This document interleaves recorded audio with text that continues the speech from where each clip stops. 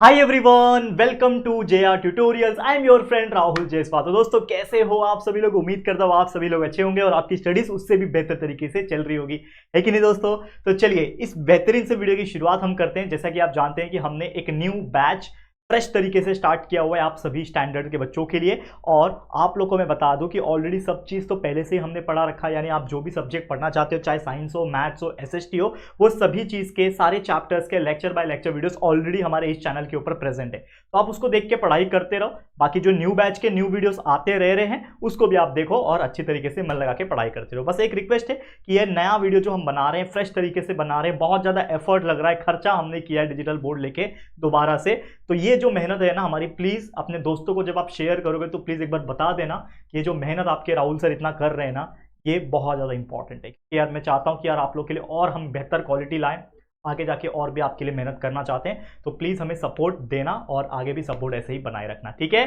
शुरू करें वीडियो की। तो जैसा कि आप जानते हैं 9th स्टैंडर्ड का साइंस का फर्स्ट चैप्टर हमने ऑलरेडी स्टार्ट किया हुआ था, जिसका नाम है लॉ ऑफ मोशन, जिसमें ऑलरेडी हमने 2 लेक्चर कवर कर लिए।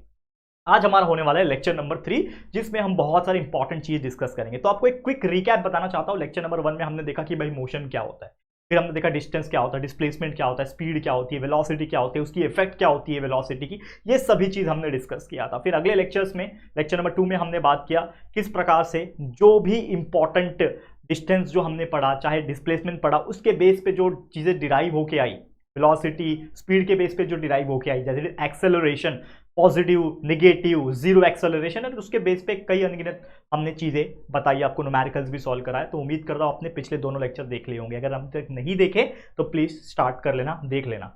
आज हमारा लेक्चर नंबर 3 है, जिसमें हमारा सबसे पहला जो टॉपिक होने वाला है, जो कि होने वाला है अगेन बहुत इंपॉर्टेंट, रिलेशन।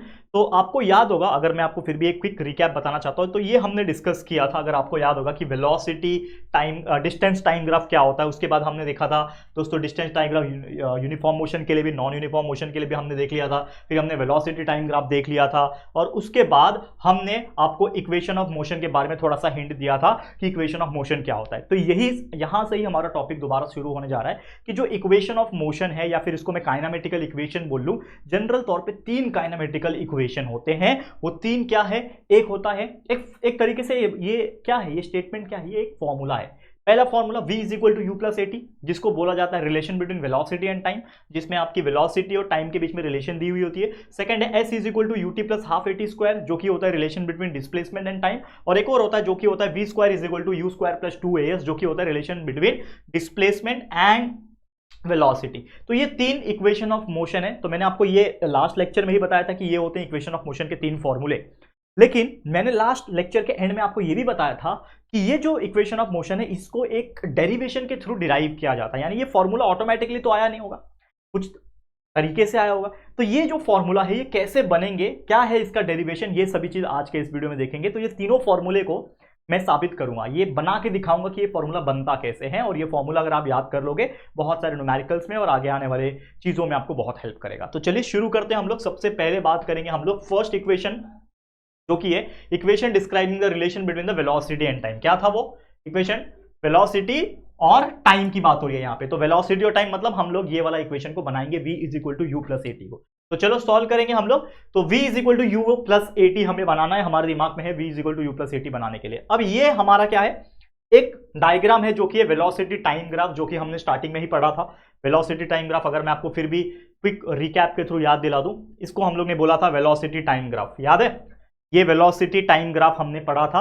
यही इस तरीके से ग्राफ बनता है। कभी भी याद रखना कि कोई भी आपको टाइम दिया है, उसके हिसाब से वेलोसिटी अगर कंटिन्यूअस है, यानी उतने ही टाइम में उतना ही वेलोसिटी बार बार इंक्रीज हो रहा है, तो हम लोग क्या बोलते हैं उसको? यूनिफॉर्म एक्सेलरेशन हम लोग बोलते हैं। तो ये हमने स्टडी किया था। तो यही समझ लो डायग्राम है, जिसको हमने एक स्पेसिफाई करके अलग से बना रखा है यहाँ पे इस तरीके से, ये आप देख पा रहे होंगे। और इसी के हेल्प से हम लोग ये इक्वेशन जो है डिराइव करेंगे। तो यहाँ पे समझ लो कि हमारे पास क्या है? वेलोसिटी टाइम ग्राफ दिया हुआ है। This is the velocity time graph which is given here. ठीक है, ध्यान देना। चलो ठीक है, this is the velocity time graph. अब ये वेलोसिटी टाइम ग्राफ में देखोगे तो यहाँ पे एक्स एक्सिस और वाई एक्सिस है। समझ लो ये आपका एक्स एक्सिस है, क्या आपको दिया हुआ है? X axis. ठीक है, थोड़ा मैं कलर चेंज कर लेता हूँ, एक्स एक्सिस ये दिया हुआ है और ये दिया आपको वाई एक्सिस दिया हुआ है, ठीक है, समझ में आ रहा है। और यहाँ पे आप देखोगे तो एक ग्राफ जैसा दिया हुआ है, इस ग्राफ में अगर आप देखोगे तो यहाँ पे क्लियर कट बोल रखा है कि इसमें इनिशियल वेलोसिटी, फाइनल वेलोसिटी और टाइम का वैल्यू इन्होंने दे रखा है। क्या है? इनिशियल वेलोसिटी को यू बोलते हैं हम लोग, ऑब्वियसली मैंने आपको बताया था, और उसका वैल्यू है ओडी, यानी इस ओ पॉइंट से डी पॉइंट तक हम लोग क्या बोलेंगे? इनिशियल वेलोसिटी बोलेंगे। तो इसका वैल्यू क्या है? ये यू, ये क्या है? यू है, यू मतलब इनिशियल वेलोसिटी। तो ओ और डी के बीच का जो लेंथ है इसका वैल्यू क्या है? यू, यानी इनिशियल वेलोसिटी। दूसरा है फाइनल वेलोसिटी जिसका है v is equal to O और सी। तो ये ओ है और ये सी है, यानी ये जो पूरा बड़ा वैल्यू यहां से यहां तक आपको दिख रहा है, यहां से यहां तक का जो भी आपको वैल्यू दिख रहा है ये क्या है? v है, that is nothing but the final velocity. और एक और चीज यहां पे इन्होंने दे रखा है टाइम, टाइम का वैल्यू है t, तो t is equal to O E दे रखा है। तो o से लेके e, यानी o से लेके e तक का जो डिस्टेंस है, ये पूरा जो डिस्टेंस है इसकी अगर मैं बात करूं तो ये जो डिस्टेंस है वो है t। ठीक है, थोड़ा सा इसको नीचे ले लेते हैं।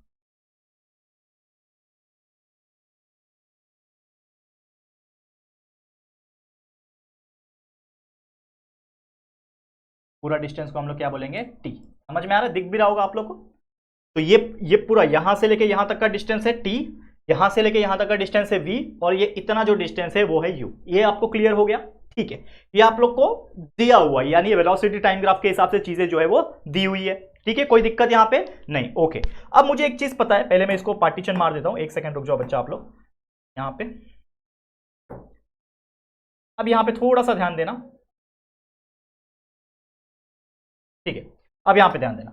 अब मुझे एक चीज पता है, v या फिर एक्सेलरेशन की हम बात करेंगे, क्योंकि वेलोसिटी टाइम ग्राफ जो हमने ग्राफ देखा वो किसके लिए होता है? यूनिफॉर्म एक्सेलरेशन के लिए होता है। तो we know the formula, acceleration का एक फॉर्मूला होता है, ठीक है, एक्सेलरेशन के लिए एक फॉर्मूला होता है, that is nothing but final velocity minus initial velocity upon time. ये हमने पहले से ही पढ़ रखा है, और इसको शॉर्टकट में हम लोग ऐसे लिख सकते हैं, a is equal to we minus u upon t. ये हम सभी लोग जानते हैं, this is the formula, a is equal to we minus u upon t. याद है जब मैंने एक्सेलरेशन पढ़ाया था तो ये चीज की बात हमने की थी।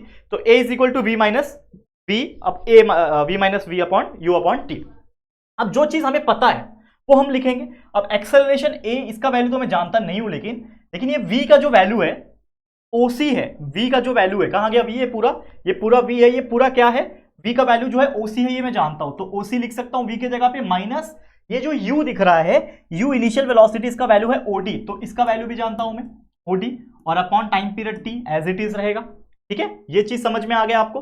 ओके, अगर आप ध्यान से देखोगे फ्रॉम द डायग्राम, OC माइनस OD करो, ये पूरा OC है, ये पूरा OC है, उसमें से OD माइनस होगा तो क्या बचेगा? सिर्फ और सिर्फ CD बचेगा। देखो ध्यान से, ये पूरा OC है, ये पूरा OC है, उस OC में से ये जो OD का डिस्टेंस है माइनस कर दूं तो क्या बचेगा? ये यहां से यहां डिस्टेंस बचेगा, यानी A is equal to OC माइनस OD जो होता है वो होता है C से लेके D, यानी CD अपॉन T। और ये आया कहां से? ये आप बोल सकते हो आया from the figure, from figure ऐसा भी लिख दो, फ्रॉम फिगर, एक सेकेंड बच्चा, फ्रॉम फिगर OC माइनस OD is equal to CD, ये हमने फिगर से बताया। ठीक है, यहां तक तो मुझे नहीं लगता कोई दिक्कत होगा बच्चा, यहां तक कोई भी दिक्कत मुझे नहीं लगता होना चाहिए। ठीक है, यहां पे हम लोग ने एक और पार्टीशन बना दिया ताकि हम लोग इस स्पेस के अंदर सॉल्व कर सके। अब यहां पे अगर ये t जो है, जो दिख रहा है आपको, ये t जो है, ये t को a के साथ में भेज दूं तो ये t डिवाइड में है, a के साथ जाके मल्टीप्लाई हो जाएगा, यानी AT हो जाएगा is equal to CD, AT is equal to CD। ठीक है, AT is equal to CD हो गया, या फिर मैं CD is equal to AT लिख सकता हूं, इसको आगे पीछे कर सकता हूं, कोई दिक्कत है यहां पे नहीं। अब यहां पे अगर आप देखोगे तो ये CD जो है वो एग्जैक्टली है क्या? ठीक है ना, इसको मैं सीधा भी कर सकता हूं पहले, तो CD is equal to AT, ये मैं एक बॉक्स में डाल के इसको मैं इक्वेशन नंबर 1 मान लेता हूं और इसको एज इट इज छोड़ देता हूं। ठीक है, यहां तक मुझे समझ में आ गया। तो ये जो CD है ये यहां से यहां तक का वैल्यू है, करेक्ट, यहां से यहां तक का वैल्यू है, कोई दिक्कत की बात है? ओके, अब मुझे एक और चीज पता है, ये पूरा जो है ये V है।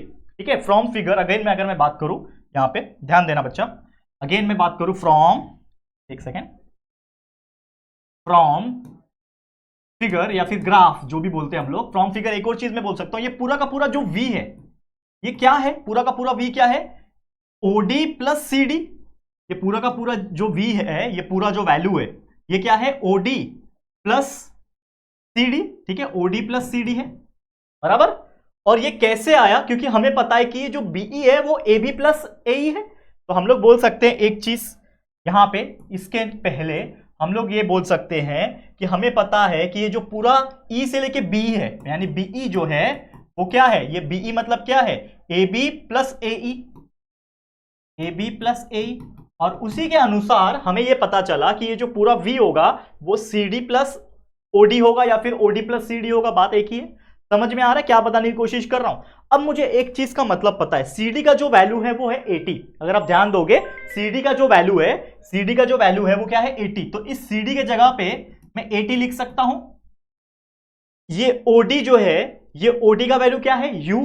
देखो OD का वैल्यू जो है वो क्या है, U है। और इज इक्वल टू, ये V तो पहले से ही है, तो V is equal to U plus 80 हमारा क्या बन गया, एक फॉर्मूला बन गया। और अगर आप देखोगे तो हमें यही चीज तो बताना था, formula V is equal to U plus 80, जो कि relation between the velocity and time, और उसी को हमने डिराइव आसानी से कर दिया, V is equal to U plus 80। और ये U कहां से आया, ये भी आया फ्रॉम फिगर, ऐसा लिख दो, फ्रॉम फिगर, ऐसा ब्रैकेट बना के लिख देना।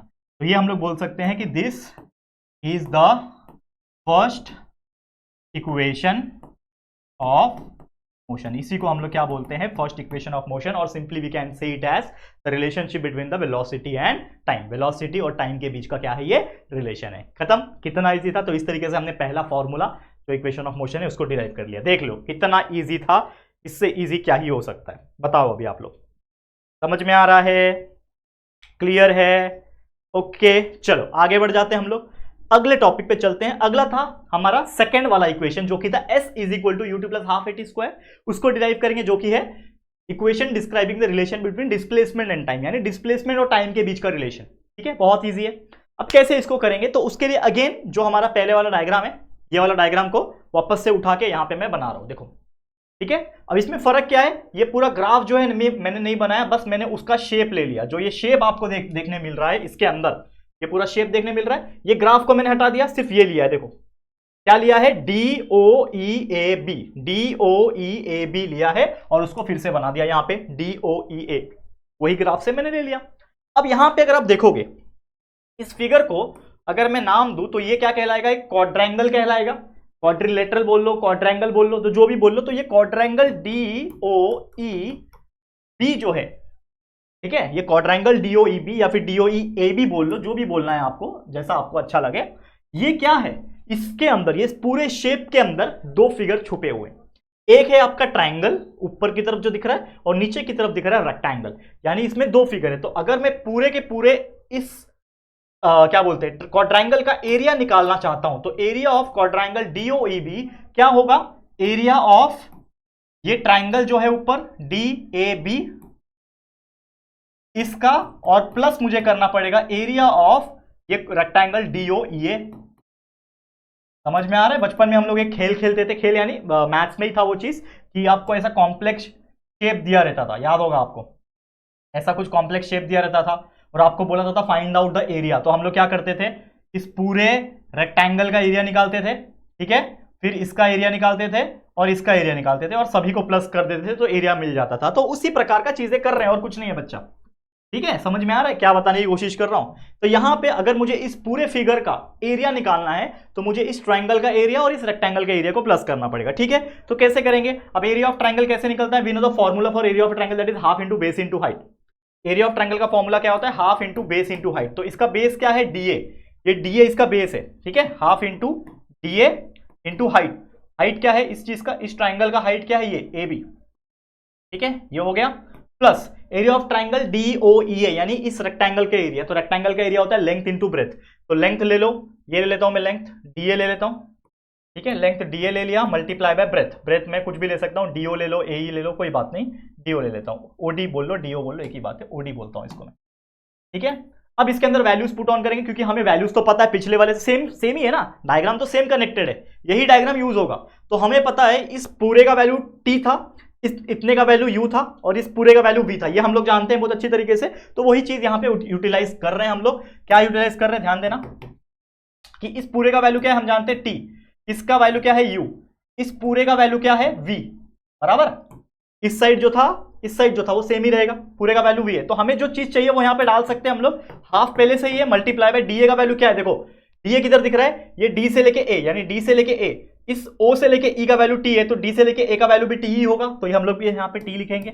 Multiply by A B, A B किधर देख रहे हो, ए से लेके बी, ये ए बी कितना होगा, ये ए बी कितना होगा, ये पूरा v है और ये u है, तो ये भी u ही रहेगा, तो ये v माइनस यू कर दूंगा तो ये वैल्यू मिल जाएगा।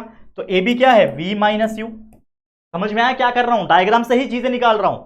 अगर मेरा ये u है और ये पूरा v है, तो ये निकालने के लिए मुझे इस पूरे v में से ये u माइनस करना पड़ेगा, तो v माइनस यू करूंगा तो ये आ जाएगा। तो ए बी की जगह पे लिख दिया v माइनस यू, प्लस है बीच में, प्लस लिख दिया, D A plus OD, sorry D A multiply by OD, तो डी ए किधर है, ये डी से लेके ए, ये अगेन टी है, मल्टीप्लाई बाय ओ से लेके डी, ओ से लेके डी कितना है u, लिख दिया। मतलब हर एक के जगह पे जो वैल्यू है वो लिख दिया मैंने। यहां पे एक लाइन खींच देता हूं, ठीक है। अब सॉल्व करो।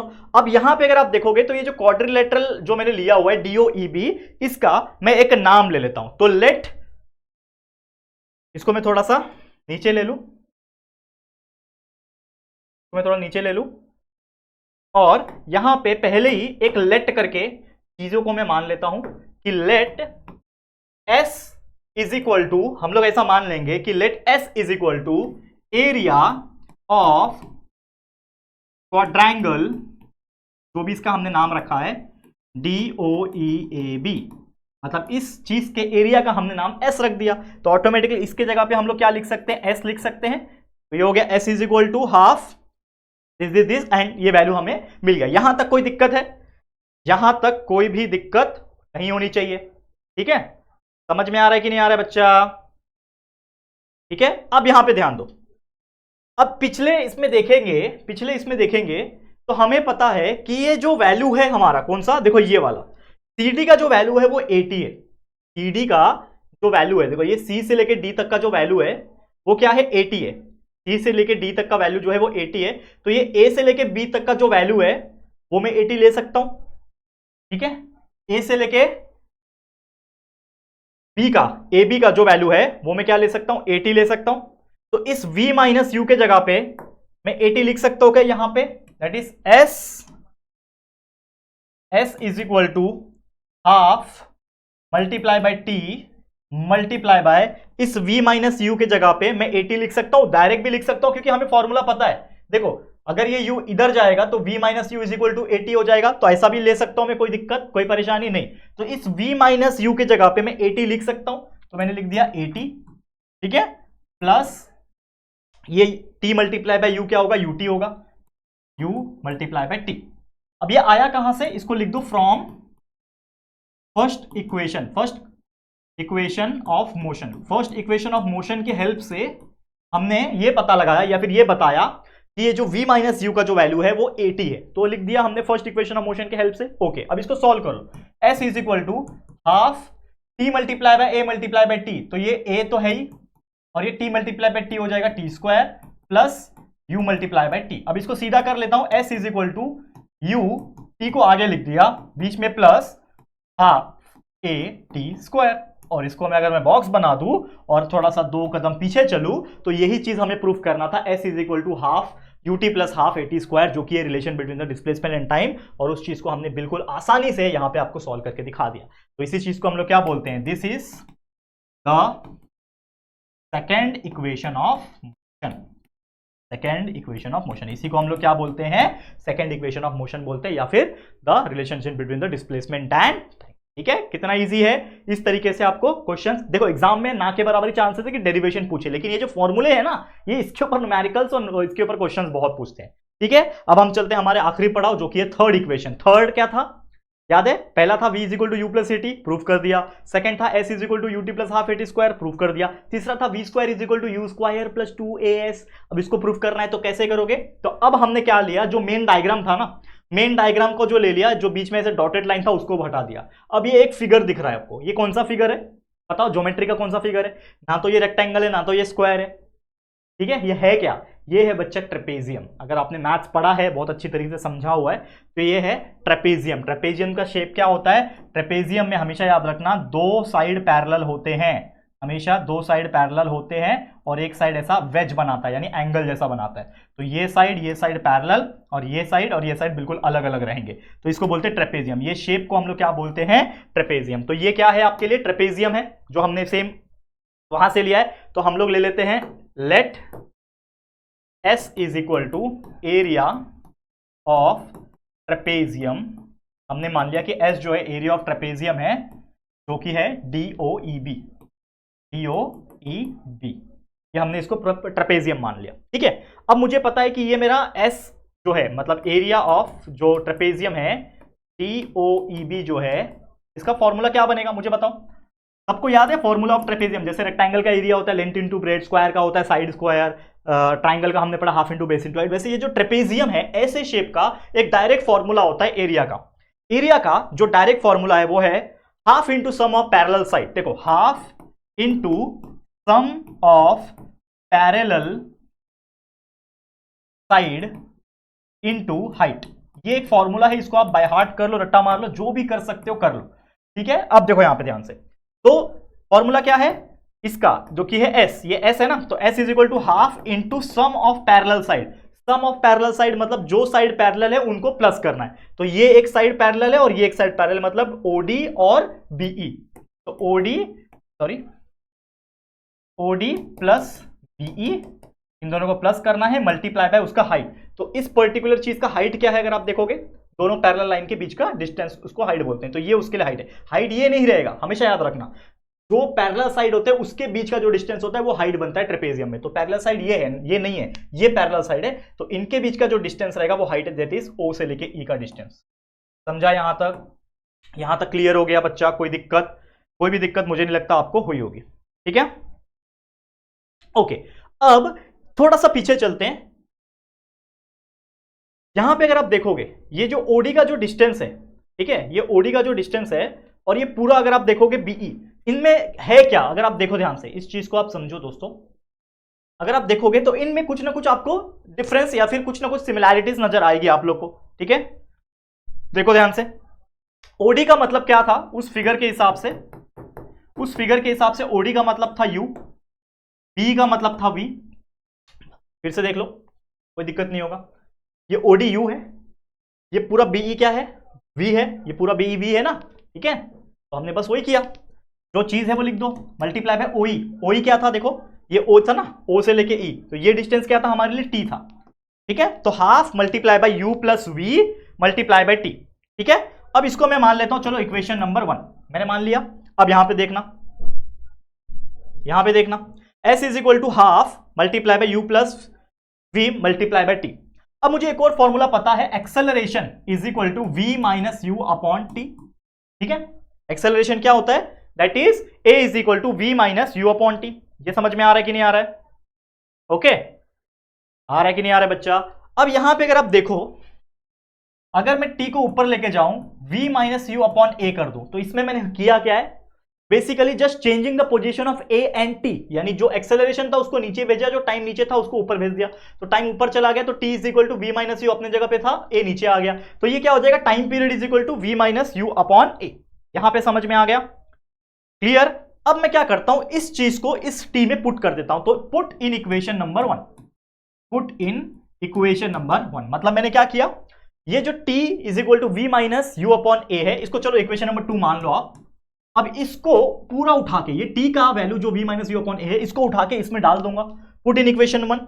चलो पुट करते हैं भाई, कैसे पुट करेंगे? देखो यहां पे फॉर्मूला क्या है, इक्वेशन नंबर 1 क्या है? S is equal to half multiply by U plus V, bracket में U प्लस V और मल्टीप्लाई बाय T, बराबर, मल्टीप्लाई बाय T। T क्या है हमारा? V minus U upon A, ठीक है, ये हमारा T है, लिख दिया।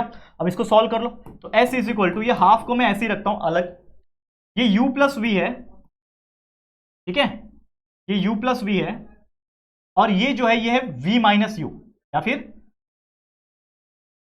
फिर आप बोल लो इसको, हाँ V माइनस U बोलना सही रहेगा, या फिर इसको ऐसा लिखते हैं ना हम लोग। देखो यहां पे ध्यान देना, इसको हम लोग को थोड़ा बहुत इंटरचेंज करना पड़ रहा है। ये U प्लस V को अगर मैं V प्लस U लिख दूं तो कोई फर्क पड़ेगा उसको? नहीं। A प्लस B लिखो या फिर B प्लस A लिखो, बात तो एक ही है।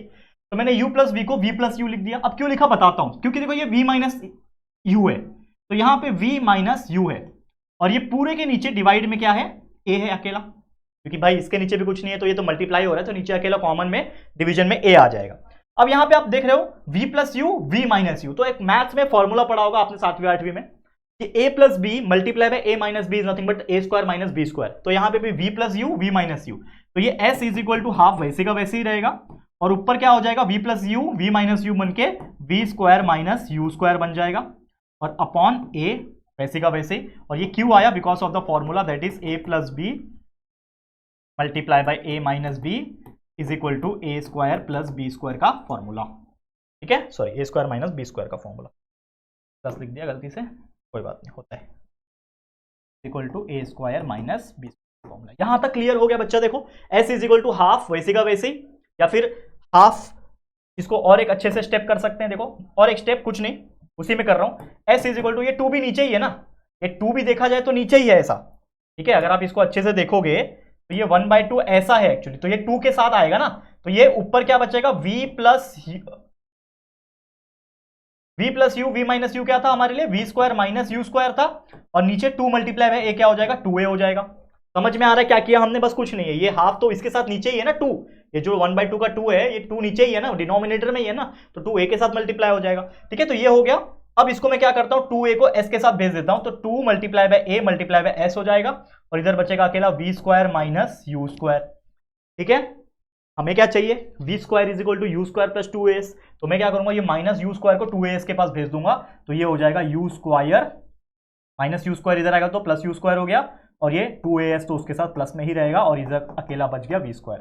यहाँ पे लास्ट स्टेप, तो देयरफॉर v स्क्वायर सीधा कर दो, v स्क्वायर इधर ले लो, और ये u स्क्वायर प्लस 2as को इक्वल के उस साइड भेज दो, तो u square plus 2, and this will become the formula of third equation of motion. इसी को हम लोग क्या बोलेंगे, third equation of motion. v square is equal to you square plus 2as, देख लो यही चीज हमें डिराइव करना था, v square is equal to you square plus 2as। तो कितनी आसानी से हमने डिस्प्लेसमेंट एंड वेलोसिटी के बीच का भी जो रिलेशन था वो हमने डिस्क्राइब करके दिखा दिया। क्लियर, समझ में आ गया। तो यही था हमारा 3 काइनेमेटिकल इक्वेशन और we can say equation of motion, जो बड़ी आसानी से हमने तीनों डिराइव करके आपको दिखा दिया किस तरीके से आप ये ग्राफ का यूज करके आप तीनों के तीनों इक्वेशंस को आप बना सकते हो। क्लियर, तो इसी के साथ आज का वीडियो मैं एंड करता हूं, लेकिन ये चैप्टर अभी खत्म नहीं हुआ है मेरे दोस्त, क्योंकि इसमें और भी बहुत सारी चीजें बाकी है। अभी तो न्यूटन लॉ ऑफ मोशन पढ़ना बाकी है, तो आपके लिए जो अगला लेक्चर होगा, लेक्चर नंबर 4, जो कि आखिरी लेक्चर होगा मोस्टली इस चैप्टर का, तो उस लेक्चर का वेट कर लेना, क्योंकि उस वीडियो में हम बात करेंगे काइनेमेटिकल इक्वेशन, तो समझ में आ गया सबको इक्वेशन ऑफ मोशन। अब हम बात करेंगे न्यूटन के लॉ ऑफ मोशन की, न्यूटन फर्स्ट लॉ क्या है, न्यूटन सेकंड लॉ क्या है, थर्ड लॉ क्या है, और उसके बेस पे बहुत सारी चीजें हम डिस्कस करेंगे। तो आप लोग बस बने रहना, हमारे साथ प्यार देते रहना। आज के लिए इतना ही। ये वीडियो आपको कैसा लगा है जरूर से कमेंट करके बताना। ठीक है, वीडियो अगर पसंद आया है, अच्छा लगा है, यूजफुल लगा है, तो प्लीज वीडियो को लाइक करना, शेयर करना अपने सभी दोस्तों के साथ, और अगर पहली बार आए हो चैनल पे, अभी तक चैनल को सब्सक्राइब नहीं किया है, तो फटाफट से हमारे चैनल को सब्सक्राइब करके बेल आइकन को भी प्रेस कर देना। ठीक है दोस्तों, तो चलो फिर जल्दी मिलेंगे एक और नई वीडियो में, तब तक के लिए thank you and good bye.